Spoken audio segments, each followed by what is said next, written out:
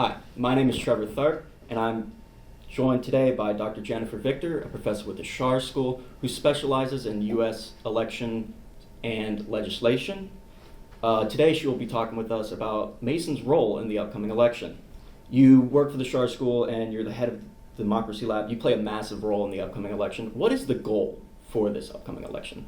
In terms of, do you mean like in terms of campus or the goal for who? The goal for the campus, more, students.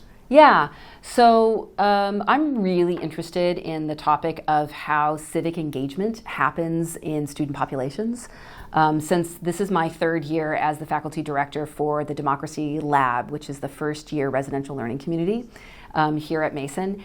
And we get this, each year we get this really awesome crop of students who are curious and energetic and very civically minded and very worldly and knowledgeable about politics. And it's a very rewarding group of students to work with, particularly to sort of introduce them to a side of politics that many of them are not familiar with, which is the social science, and looking at politics from an analytical point of view rather than sort of from a partisan or advocacy point of view, which is where a lot of students come with their experience. But so I can take the Democracy Lab students, introduce them to this sort of analytical side of politics, and use that to motivate studies about how elections work on campuses and how students get engaged with elections. And our goal this year has been to run a third year of studies of what are the barriers that college students face for voting and elections and participating? Because it turns out that college students are a very unique voting population.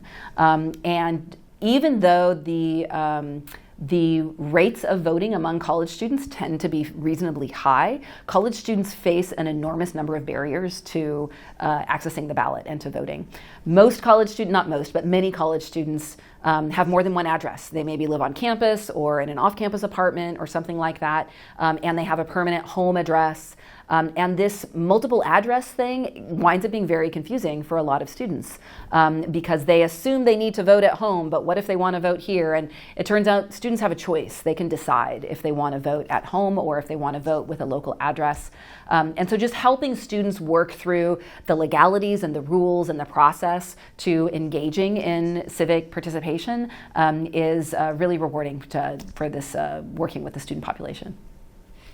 Yeah, so you talk about the barriers and that despite the barriers, why is it important for students to get out and participate and register to vote and just vote in general? Yeah, so the research shows that the types of political experiences that people have when they're young, like between 18 and 24, often those political experiences resonate for their whole life.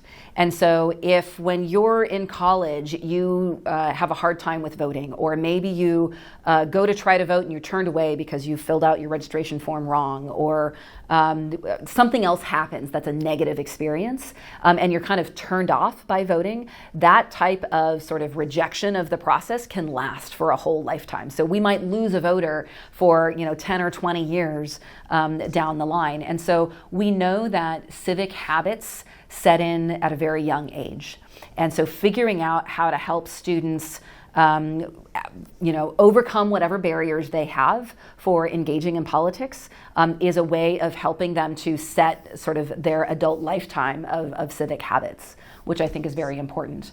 In addition, the statistics on voter turnout are not great for young people, right? So if you look at a graph of voter turnout by age category, it's like a straight line, and old people vote in very high numbers and young people vote in pretty low numbers.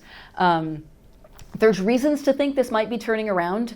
There are various political conflicts, both domestically and around the globe, that a lot of young people have strong feelings about and are getting really engaged. And I think there are reasons to think that we might start seeing an uptick in civic participation among younger folks, which I think is awesome. But making sure that they know how to access the system, as it were, and get their voices heard in the appropriate channels where they have the opportunity to do that is really important, because many of them haven't done it before. So we are seeing a slight uptick in voter participation among college students. What is the role of some of the organizations on campus and making sure that we provide the resources for these students. For example, like Mason Votes, Schar themselves, Democracy Lab. Yeah. What are they doing? So we have at Mason, I think we're really lucky. And I'm really grateful to work at a university like this because we have a terrific political climate on campus. I used to work at another university, not to say bad things about my former employer or anything like that, but I love the undergraduate student population at Mason because of how civic-minded they are. I can't be in any classroom, graduate or undergraduate, and tell a story about any place in the world without a student basically being like, I'm from there, my aunt lives there, my family lives there, whatever. Like, students are just worldly and diverse and knowledgeable, and they come to Mason ready to engage in ways that make it a really great population to work with. So because of that, we, for the first time this year, have made a really campus-level organized effort to coordinate the different types of voter activities on campus. So you've got the Schar School, who's doing all kinds of activities with respect to helping to get people registered to vote and information about voting and so forth. You've got Mason Votes, which is partly student-run and partly university life-run, sort of this hybrid organization that's doing a lot of that work, and they've got a great website with information. Then you've got CECL, which is the office, it's in the part of the provost's office, but it's community engagement and civic learning on campus. They do lots of things, but voting and elections are also in their wheelhouse. And then we're also partnering with the local chapter of the League of Women Voters, who are just terrific sort of community partners that have expertise in the area of elections and voting and come at it from a very nonpartisan point of view, which really works great. So between all of these units, we are having weekly calls to talk about what our needs are, where the different activities and events that are coming up on campus, who needs support and how, and just pooling our resources in a way that have really stepped up our game to get. We've registered more than 300 students to vote on campus this year, and we have never.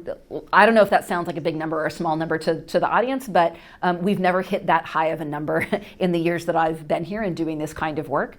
So the coordination that we've had across these units, I think has been super productive.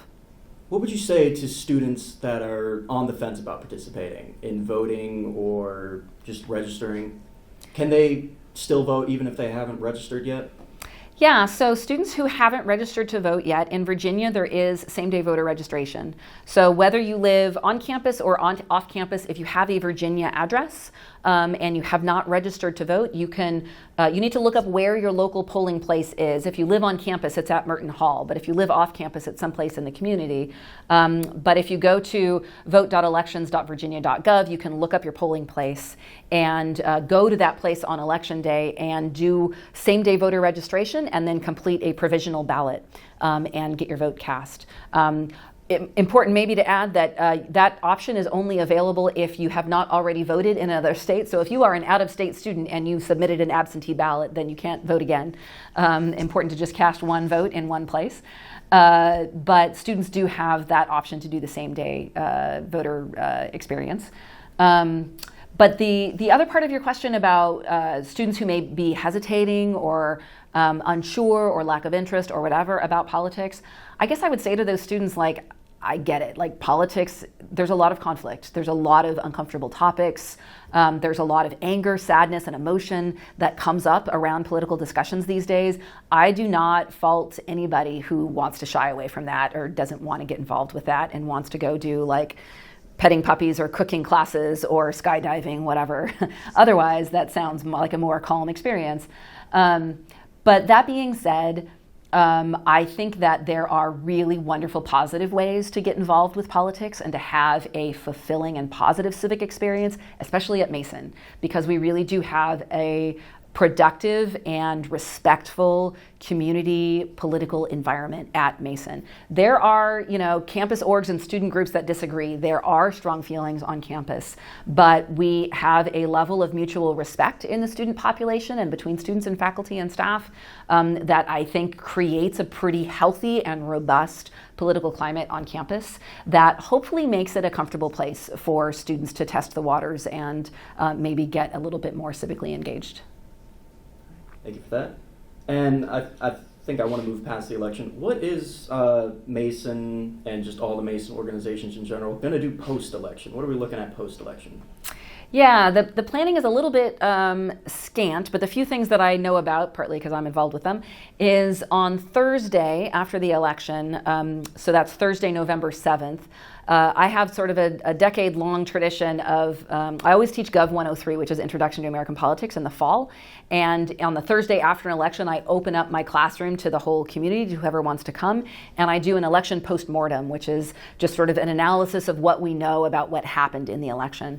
Hopefully we have election outcomes that we can speak to by that day, 48 hours afterwards, but we may not. But whatever it is, whatever we know, I will walk through from an analytical point of view, sort of what we've learned through the election outcome. Elections are a stress test for democracy. Any democracy that holds elections, the election period and the transition of power period is a time when things can sometimes feel unstable. It's when there's opportunities more for things like unrest or protest and political violence and things, because you're in this period of transition. And so to the extent that students feel uncomfortable about that, or they have questions, or they're worried about that, I would encourage them to take this like analytical approach to understand why things are happening the way that they are. To me, that's like the best therapy for calming nerves, is to just ask why and get under the hood to understanding what's going on. There is a panel discussion that Dean Rozelle is moderating. I'm on the panel. Former Virginia Governor Terry McAuliffe is on the panel, and I have blanked. I have forgotten. But there's another person on the panel, and that should be a nice also. By then, a few more days will have passed. We should know more election results for sure by then. So that should also be a nice place to kind of process what's going on. Thank you so much for your time. Really appreciate the answers. Happy Election Day. Great. Thanks for inviting me, Trevor. This is really great. Thank you.